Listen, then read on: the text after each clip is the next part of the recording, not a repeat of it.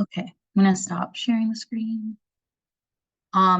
It was a hole in the bucket, but I also really liked the acid answer. I thought that was Thank you. really I was creative. hesitant to say Yes, it. I was like, yes, I like that because it's well, same. And then also I wanted to mention May is Mental Health Awareness Month. And if you or anybody you know is struggling, just you can call or text 988. You matter, you're loved. So please reach out and to the necessary folks to get those resources. And just to talk to people. So let's see here.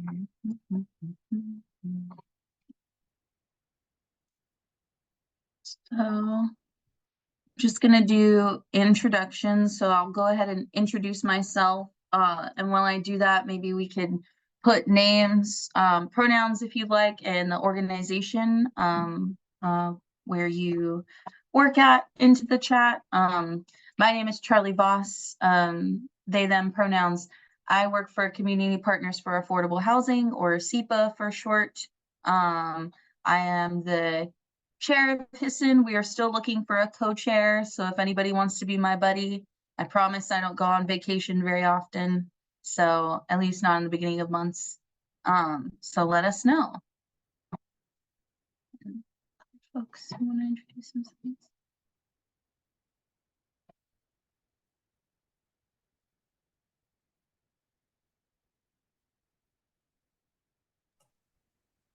I'm Meredith Cook. I'm within Washington County's Homeless Services Divisions, and I'm here to help facilitate along with Lindsay Dent, which I'll pass to Lindsay.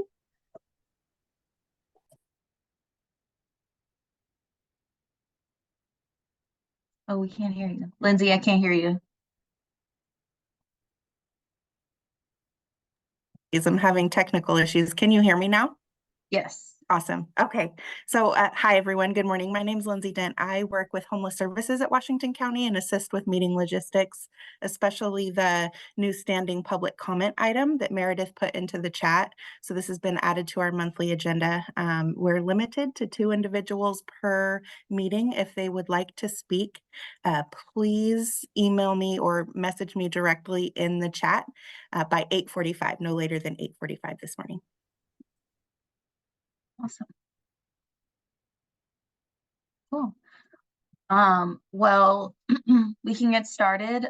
So our speaker for the day is Shannon Wilson, Housing and Community Service Needs Dialogue. So Shannon, I will pass it to you if you're here. Great. Thanks so much, Charlie. And yeah, good morning, everyone. Really appreciate the opportunity to be here with this group, with the HSSN group this morning. So I did put my name in the chat, but I use she, her pronouns, and I'm the program manager of the county's Office of Community Development. And so we were here a couple of months ago to talk about our consolidated plan, but we are back again and hoping to have a more, we're going to break into some focus groups after I do kind of a brief overview, probably more of a reminder for many of you, or an update, refresher, maybe is the best word, on our consolidated plan process. And then we really wanted to hear more from you. So we know some of you did attend our kickoff event that we also had back in March. It was an in-person event at the city of Hillsborough. And so I believe we do have a poll that we were going to do just to gauge how many of you attended that. It's a place to start.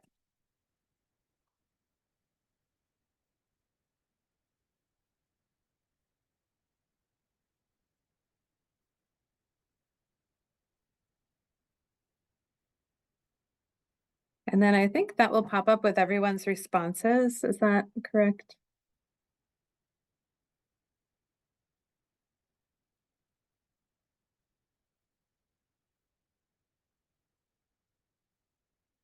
Okay, great. So about 20% of you did, and then 80% were now or no. So great. It's just helpful, helps me think about the level of detail I provide in this overview.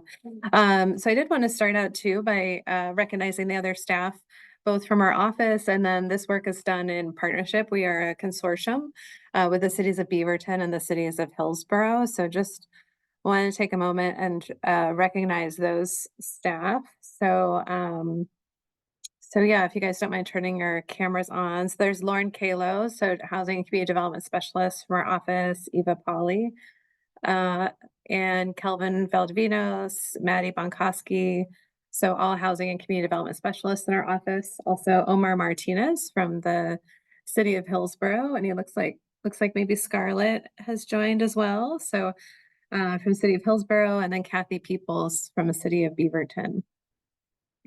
So this is really our team for putting together the consolidated plan and for implementing the funding sources, the federal funds that we receive from HUD. So to provide a variety of services as well and fund projects throughout Washington County, including those larger cities of Beaverton and Hillsborough. So I do have a presentation. I'm going to share my screen here. Screen two. Okay, and so hopefully everyone can see that. Can someone give a thumbs up or just let me know they can see it? I can see it. Okay, great, thanks. All right.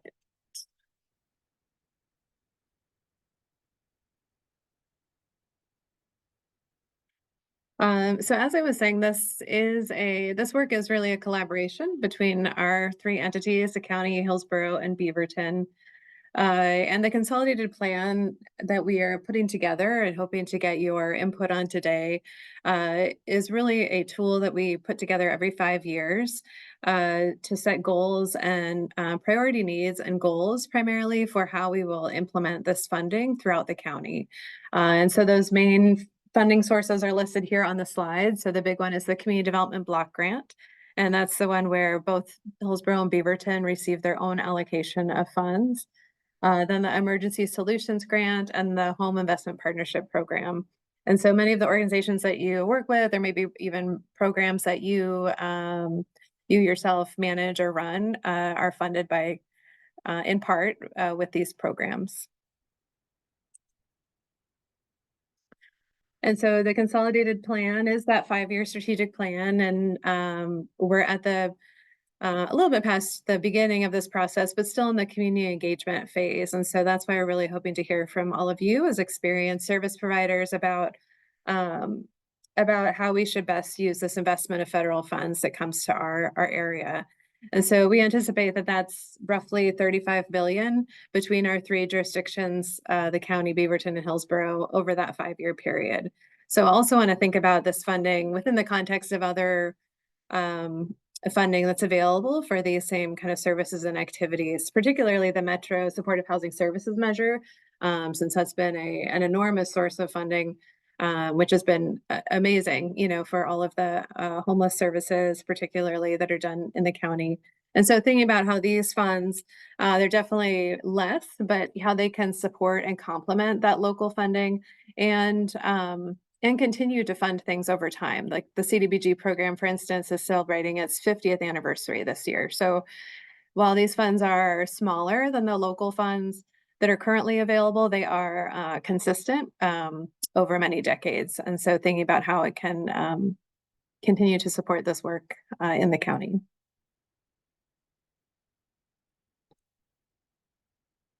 So just a little more detail on the Community Development Block Grant in particular. So those funds can support infrastructure projects. So that's like a water line replacement we recently funded in the city of Banks, or we're currently working with the city of Cornelius on some sidewalk improvements. So things like that's what infrastructure is kind of sometimes used to mean different things. So in that case, that's what those types of projects are what we are talking about in this case. And then facilities projects. So an example of that is siding and window replacement at the Sherwood Senior Center. So other kind of community facilities. Then single family housing rehab projects. So that's critical home repair for low and moderate income people. And then key public services, which is a lot of the work that you all are doing. And you can see there on the slide, the 3 major objectives for the CDBG program are meeting the needs of low and moderate income populations, eliminating and preventing the creation of slums and blights. So that's where some of those facilities projects factor into that, and even some infrastructure too, the importance of maintaining good systems and jurisdictions to keep, keep everything operating well and keep driving other investment and development in those areas. And then meeting other urgent housing and community development needs. The Emergency Solutions Grant, it provides funds to assist individuals and families to regain permanent housing after experiencing a housing crisis or homelessness. So typically these funds have just, we receive a smaller allocation of these funds, and so they've just supported one organization.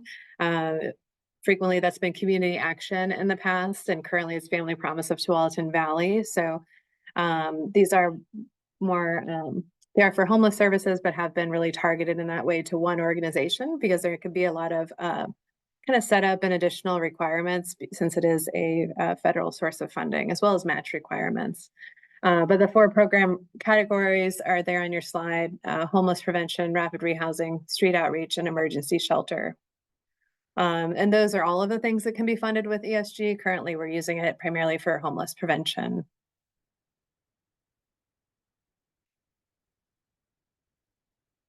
And then the Home Investment Partnerships Program, that's a third of the funding sources we receive from HUD, and that the consolidated plan really directs.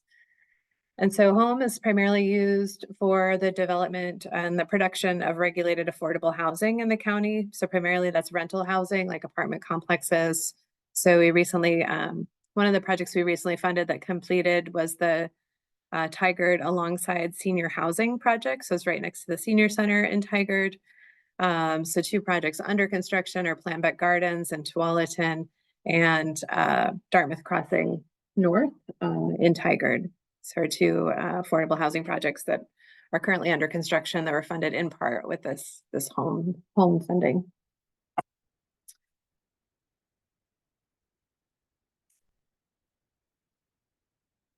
And so after that kind of brief orientation to our consolidated plan and those programs that are funded through or that are allocated to us from HUD, we wanted to talk through that. For those of you who were able to attend the kickoff, we wanted to summarize some of what we heard there, and particularly from that public services work group.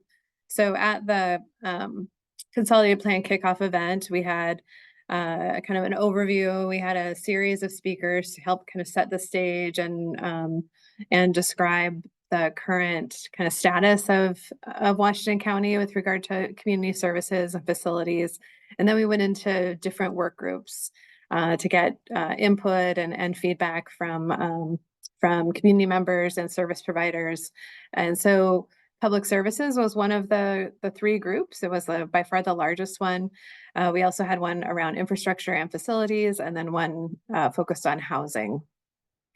And so here on the slide are the some of the feedback from that focus group.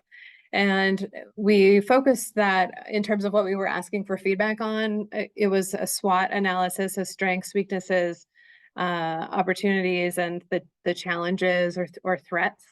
And so that's why you see it organized here on the slide. So one of the strengths that we heard is the collaboration between groups, and that there are many services being provided in our county, including many culturally specific services.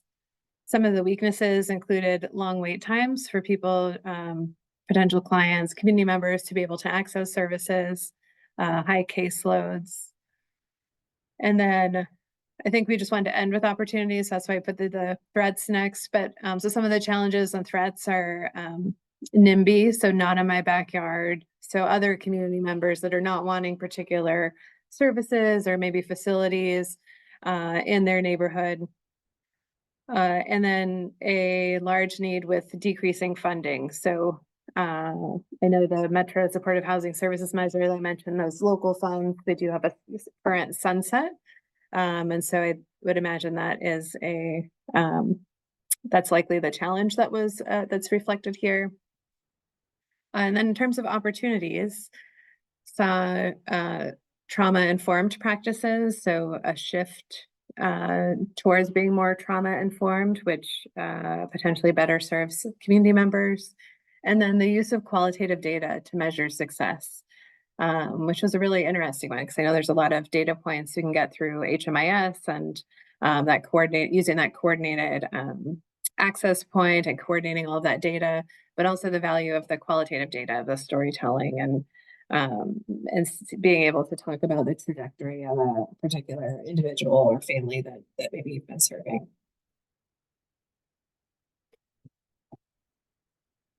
And so what we were hoping to do today then was kind of building upon what we heard at the kickoff event, and breaking into some focus groups here. So online groups, and each of the staff, we have 2 staff people who are going to be leading each of the groups. One will be leading it, and the other one will be taking notes. So we have so you can really capture the input that you have. And hoping to dig a little bit deeper into this, the SWOT analysis that we were able to do at our kickoff event, but moving a little bit deeper and understanding better the maybe the challenges that you're facing and the work that you're doing, and ways that we can think about how we deploy this funding that we have available to us in a way that helps address those needs. So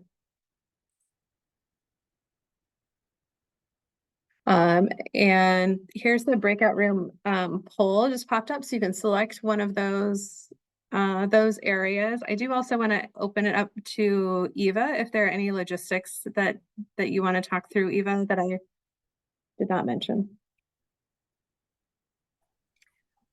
Yeah, so the poll will kind of determine which group you go into. So answering that is important, because otherwise we'll have to kind of guess what group makes the most sense for you. There will be a timer in those breakout groups, just for everyone to know that will kind of help us stay on track. Yeah, we value all of your guys' insight, and I'm excited.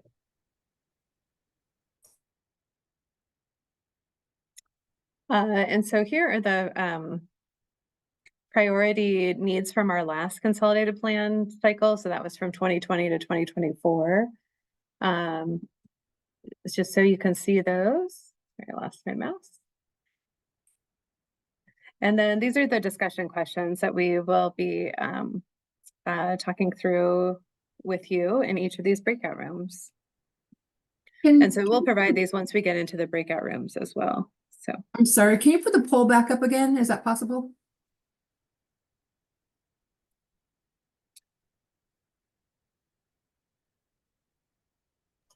Looks like I'd have to restart it.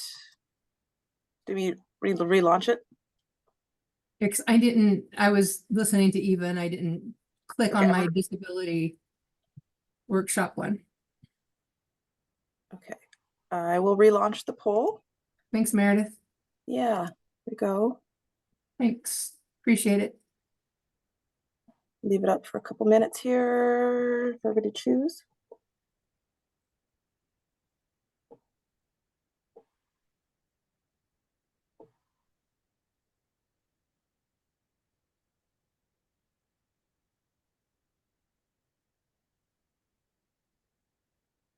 okay, and as we go into these breakout rooms, if you feel comfortable turning your camera on when we're in those smaller groups, that'd be great, just to help people get to know each other. And still it can be hard in this virtual environment, but just to help us connect a bit better if you're comfortable. So if not, that's fine too.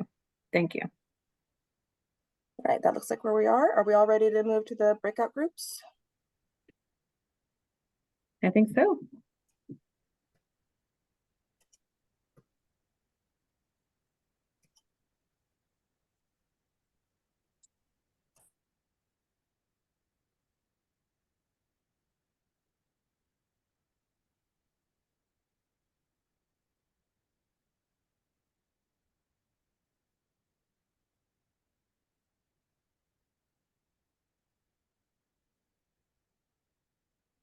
Maybe everyone is back. Eva, does it look like all of our staff are back who are leading the breakouts? . .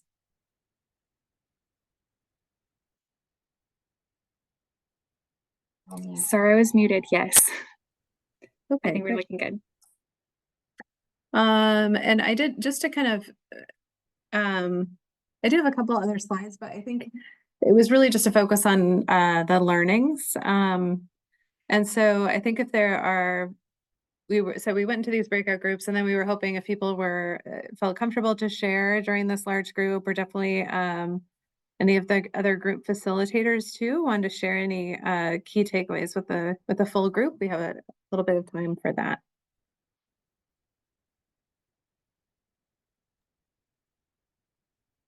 I can report back on the disability group. Omar can help me out with that. But it looked like one of the biggest challenges is not enough wraparound services for like any of the communities. So for folks with mental health issues that have previously been homeless, or there's just like a lack of services for the elderly community who are previous homeless and have mental health issues.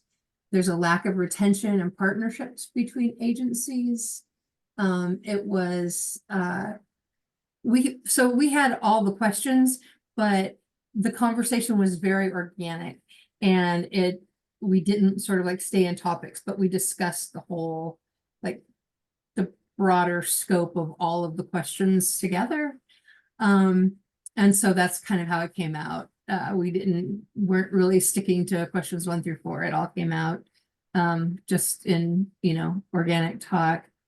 But I guess the one big takeaway I would say is that folks feel like maybe we're falling back and not providing wraparound services, because placement is great, shelters are great, apartments are great, but when you put folks who have, I guess, diminished life skills, or have been living on the street, living in a trauma, in a very traumatic way, they need support services that meet them where they are in their trauma.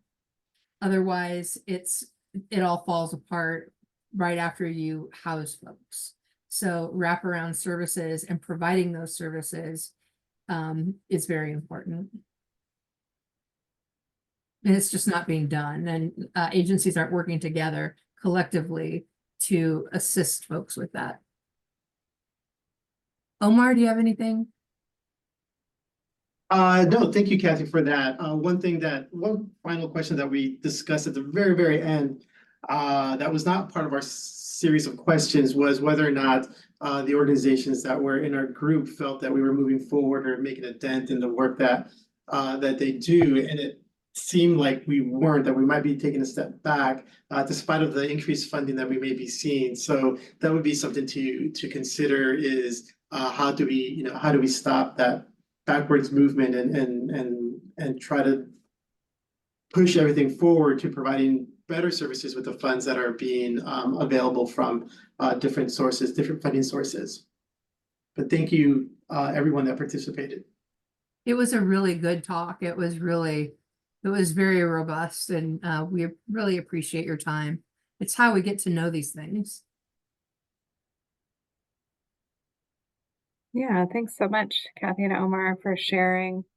I think that we are reaching the end of our time, because I see it at 9:35, we move on to public comment. So I'm gonna put my email in the chat, and so definitely please feel free to reach out to me in our office if you think of things kind of after this conversation.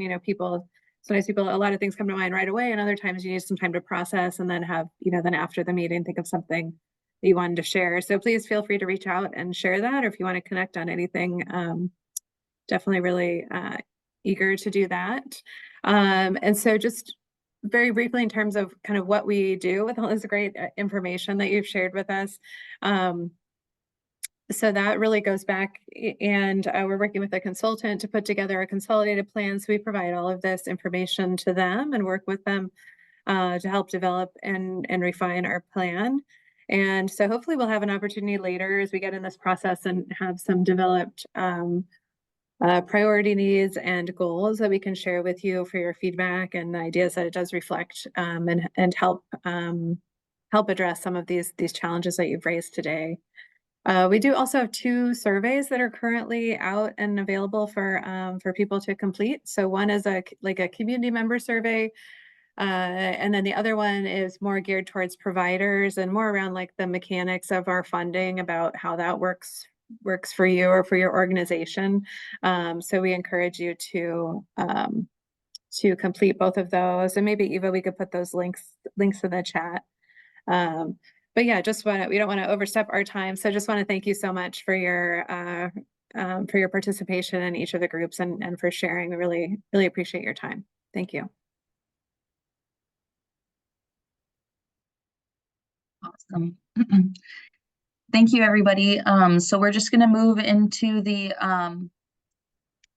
next portion, which is just going to be public comment. I think that we only have one that I'm aware of, and it's Kim Garrett. So I'll go ahead and give you the floor.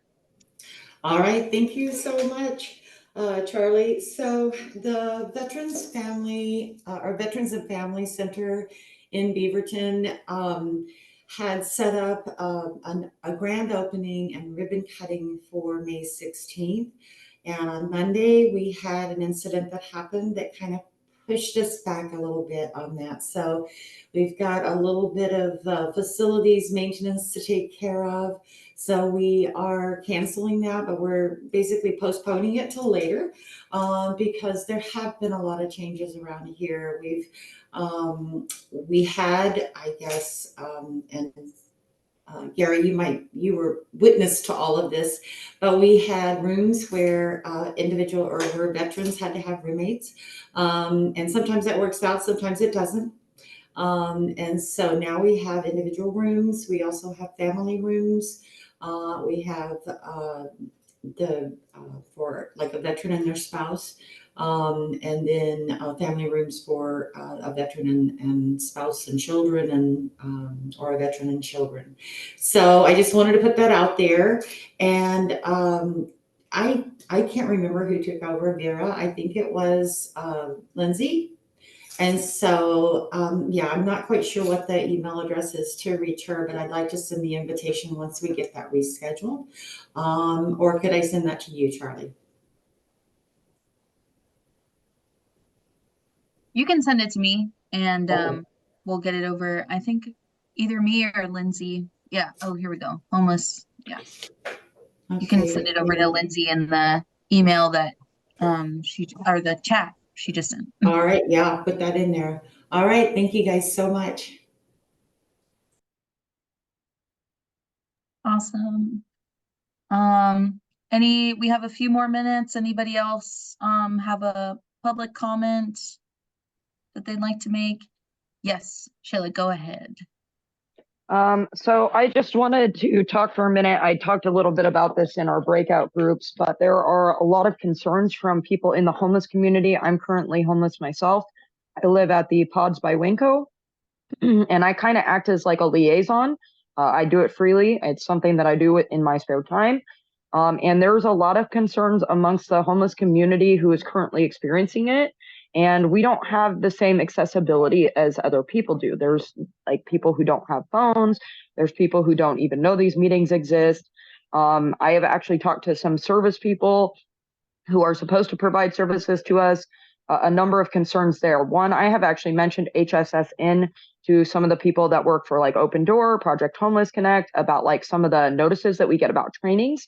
These guys are not even getting notice that there are trainings available to them. So currently we lack like trained staff for like trauma response or crisis training or suicide prevention. And just from my own side of the fence, I'm going to say this. Recently, I myself was suicidal because I was out on the streets and I have disabilities and I could not access services for the life of me. Like no matter how many meetings, no matter where I went, no matter who I talked to, I could not seem to get my foot in the door. Recently, I have, thankfully, but it was due to an error that was actually very unintentional. And the problem that I have with that is that people are not trained in that. The amount of times that I have, heard or seen somebody else mention being suicidal, at these places where people are supposed to be getting services, it just gets shrugged off. Nobody is even, questioning it. They're not getting involved. They just kind of go, oh, well, we hope that you don't kill yourself tonight, when they're leaving these places. And that is really, really alarming to me. Because it's become like really common that people feel that way, and it's just being treated as though it's normalized. That's not normal. And our people out in the community should not be feeling like they don't have a voice or feeling like nobody is listening. And so I just really want to bring that point home. And then something of concern that was recently brought to my attention here at the pods was people are concerned about things like searches. We're getting searches conducted on us. Okay. And that's a very invasive process. And we have like rules that don't allow us out of our pods.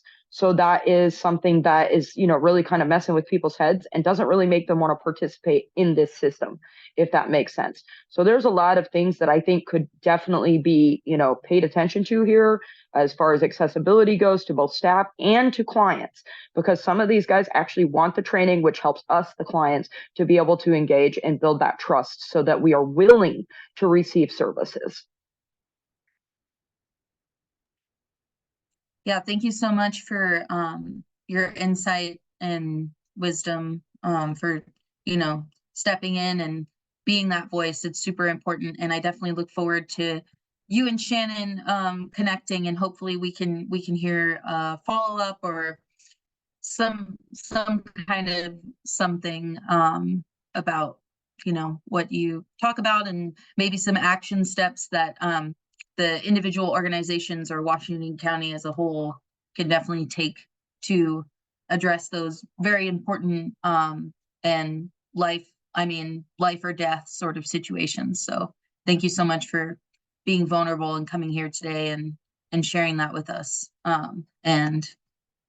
It'll be, I guarantee it'll be taken very seriously. So I really appreciate you. But we're gonna move on to general business. So Kisa is gonna take the floor and talk to us about Community Connect updates and survey results. So Kisa, whenever you're ready. Hi there. Yes, thank you. So I'm going to share my screen and just have a presentation for you today. Everybody can see that. So I'm Kisa Glombeck. I'm the Community Connect Program Coordinator for Washington County. I'm going to take you through our Community Connect feedback results, and I have a little bit of data at the end, and then some more data related updates. So every year we do a Community Connect feedback survey for both our providers and participants who are taking phase 1 assessments. This year we did the assessment or the survey was conducted between March 10th and March 23rd. So that was the period it was open. And we asked all providers who are connected to the Community Connect system to participate in this survey. So I'll start with those responses. These are provider responses by agency. So we have some responses from most of our contracted partners, quite a few from Community Action. So it's great to see responses across agencies. We collect data on those provider responses by length of service. So this year we had a slightly higher number of responses who said that they had 1 to 3 years in the role.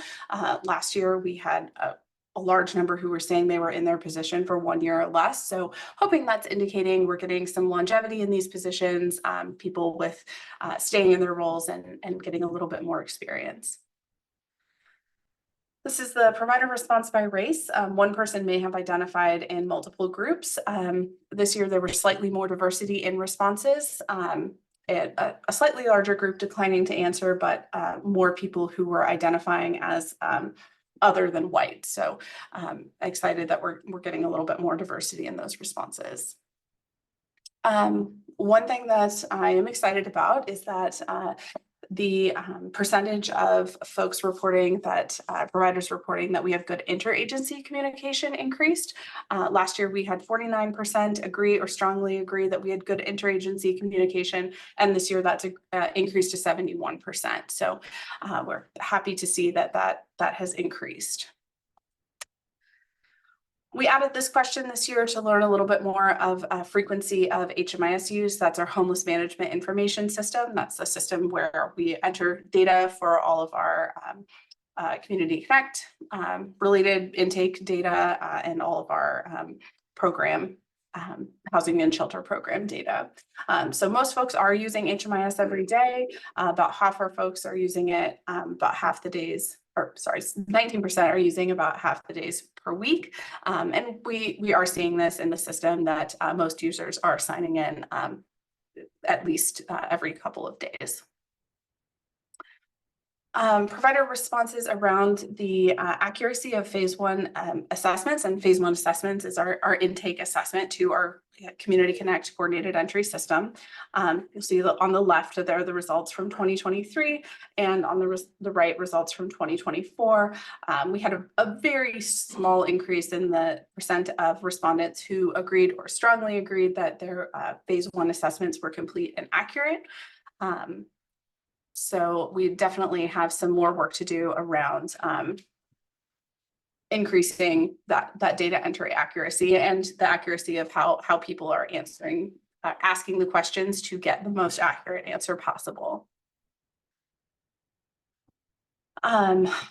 So here we have the provider responses around referrals to my agency are appropriate, and they can usually contact them. So we have 67% who responded that referrals to their agency are usually or always accurate. This is a similar response to last year. So we still want to find ways to increase that. That would be through increasing that phase 1 assessment data entry accuracy. We are seeing that piece around usually able to contact referrals. We certainly still have a significant number where folks are not able to contact the referrals that are sent to them. Some of the reasons we have are that the participant doesn't have a phone or lost their phone. They were not able to be contacted using the case manager information that was available. And some visibility challenges in the HMIS system. We did have some mentions of successes in working with our street outreach teams to locate participants. So I think that ties back to that increase in interagency communication. So really reaching out to those outreach teams when folks are not able to immediately locate people by phone or email. As far as receiving the appropriate level of training related to Community Connect, 77% reported they agreed or strongly agreed that they received the appropriate level of training. There were some of the feedback from the folks who disagreed or strongly disagreed is there on the right-hand side. So some actions we're taking this year is we'll continue the annual phase 1 assessment refresher trainings in early fall. Those are trainings that we do every year to make sure that everyone has a good understanding of how to ask and complete the questions on that phase 1 assessment. We've been piloting matching in case conferencing. So the actual activity of looking at our prioritized list and matching people to housing resources during case conferencing to increase some of the transparency around how referrals and matching works. And we can certainly consider how to add quizzes to some of our trainings, though I don't know how many people really would like random quizzes, but that was a request. And investigating how we can provide more or different procedure documents, especially around referrals and matching.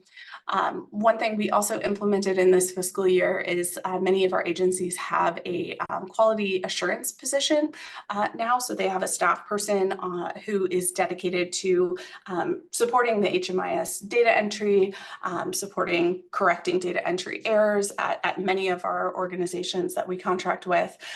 So those positions are largely all now onboarded. And I think as they continue at their agencies, they'll be able to increase that data entry accuracy and kind of be a touch point for just in the moment training support for staff at their agencies. There were some system improvements. These are kind of the broad categories of system improvements that providers requested.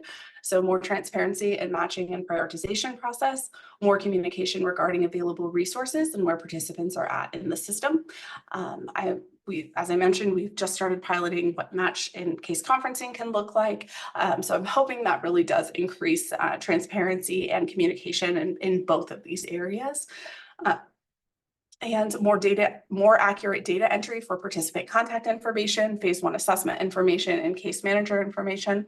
Again, we'll be doing that annual assessment training, so hoping that that can increase data entry accuracy in those ways, and just ongoing reminders in various meetings to make sure folks understand how to update participant contact information, where that's located in participant profile pages, and what types of information are helpful to help locate participants.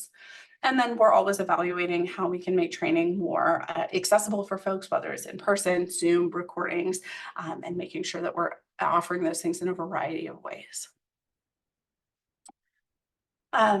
We have the participant results next. So again, so this survey was offered it was an online survey optimized for phone or tablet. The link could be sent to a participant. QR code could be scanned by the participant. The folks who have a work device could also give the participant an opportunity to complete it on that device, hand them a phone or a tablet and complete the device, complete the assessment there. There was also paper form available at our CAO Community Connect Walk-in Center. And the PDF of flyers with scannable QR code were sent to all organizations who complete phase 1s, and the survey and flyer were translated into Spanish as well. So this was our response volume. We had 199 phase 1 assessments that were completed during that window. It might be a slightly overinflated number. Sometimes duplicate or sometimes additional household members get pulled into that count. Sometimes there are duplicate assessments, but it's right around that number. We had 14 survey responses, all online. These are the agencies on the left who completed surveys during that period, and this on the right is where the participant reported in the survey that their assessment was completed. So we're seeing most of respondents had their survey completed with community action, whether that was going into community action or accessing the phone line, and a number were completed through outreach teams as well. This is the participant response by race. Again, participants may have selected multiple race values here, so they're not unique, or each is not a unique person. And we did see an increase in responses from participants identifying as other than white this year. So how the phase 1 assessment, this is their response on how their phase 1 assessment was conducted, received walking into a location and receiving the assessment at the same time, and a staff person called me back to complete an assessment after I left a voicemail. Those were the two most common types of ways assessments were completed. We did this survey was released the same week the Community Connect phone team was catching up on voicemails. So during that time, there were fewer live calls answered. So this is expected that this returned call is a high number there. For those calling Community Connect phone line, 5 reported that their call was returned within 24 hours, 1 reported it was not. And for the 1 person who scheduled an appointment, they scheduled a phone appointment and they reported it was easy to schedule. All participants were supported receiving information about additional resources after completing the phase 1 assessment, and none refused information about other resources. This was a significant increase in number of participants given information about walk-up beds, emergency shelter, 211, and other information about rent or utility assistance. So this is understanding next steps and staff professionalism. So while this is a small sample size, there has been a decrease in the number of participants reporting they understand the next steps. So I think that was reflected in some of the conversations we had earlier, and certainly something that we need to work to address, which I'll talk about in a couple of slides. There was a slight increase that was reported in staff professionalism. Just some specific quotes to share that are on the next page, but I just want to call out. Staff person at Open Door helped me and answers when I call weekly. Very grateful for resources provided through staff at Urban League.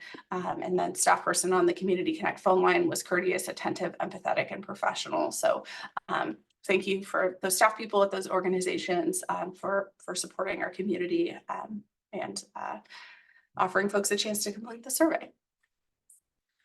So this is the full list of participant feedback that we got. So you're welcome to review that in the packet that was sent out.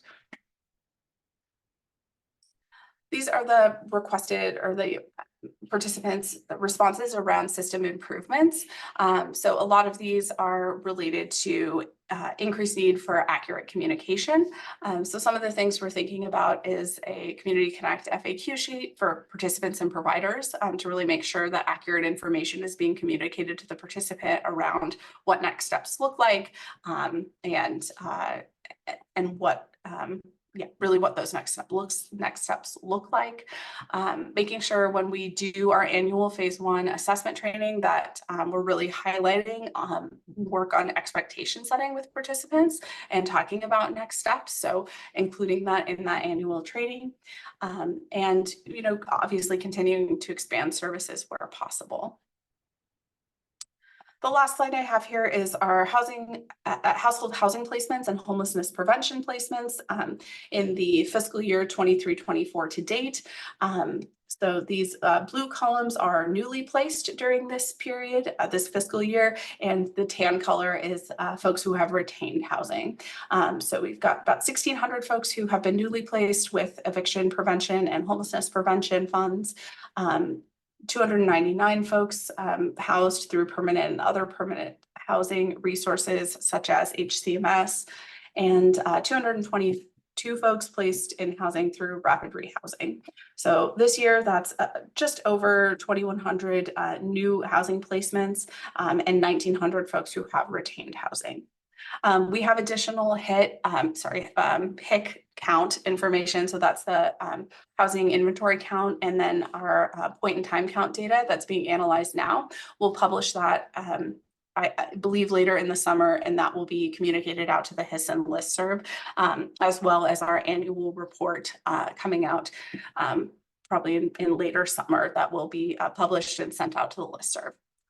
So that's all I have. Thank you very much for your time today. Thank you. Thank you, Kisa. So one more for general business. Nadia is just going to talk about Solutions Council update. And yeah, go for it, Nadia. Hi. So I actually, in the interest of time, and I know that there's like a little bit more that we have to get through, I just wanted to let you all know that we have our updates for Solutions Council and the subcommittees on our website. So you can see like the latest meetings and the materials and things like that are all there. The only thing that's currently still getting updated is lived experience should be happening soon. We're starting to get people for that. And then the equitable procurement subcommittee, we're starting to recruit for that. And so if anyone's interested in that, they can email me or just email Homeless Services. And specifically keeping in mind that folks on this subcommittee are not supposed to receive COC funds or be planning to receive such funds. So anyone who's like receiving funding from our program should not be on that subcommittee. Other than that, I sent out through the listserv a job posting for our equity coordinator that the deadline is the 5th. So if anyone's interested in that, please apply. And if you have any questions about that, again, just email Homeless Services. And I'll put my email also in case anyone has any questions. Great. Thank you, Nadia.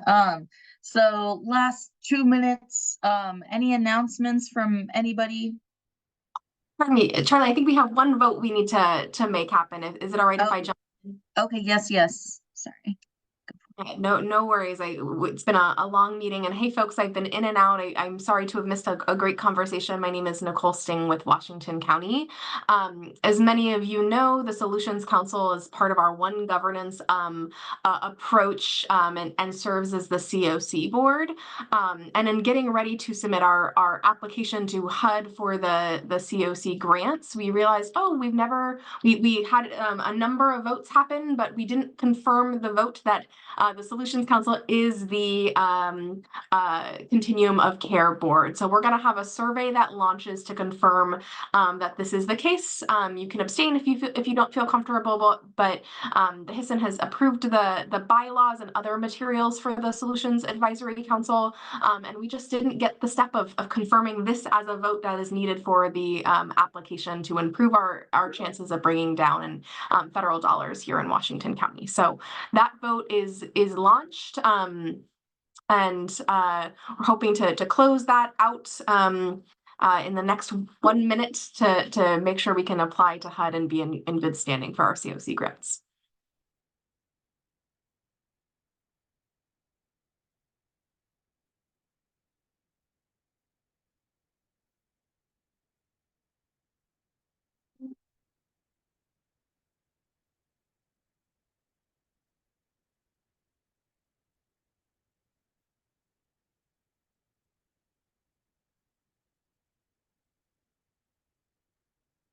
It's a helpful ping that there are some more votes coming in.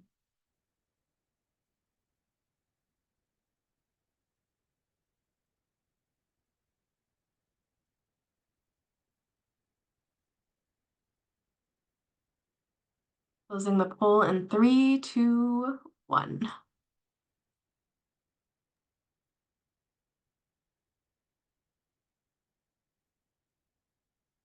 All right, well, thank you all.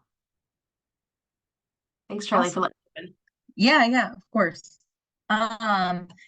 Lindsay posted in the chat the May Learning Community, May 8th, 10 to 12, learning about disability rights and hearing about reasonable accommodations to support folks with disabilities. And then that's going to be at the Washington Street Conference Center. You can email Lindsay if you want more information. Any other quick announcements? I know we're 1 minute over. Okay, cool. Well, thank you all for coming, and I hope you all have a wonderful day. Bye.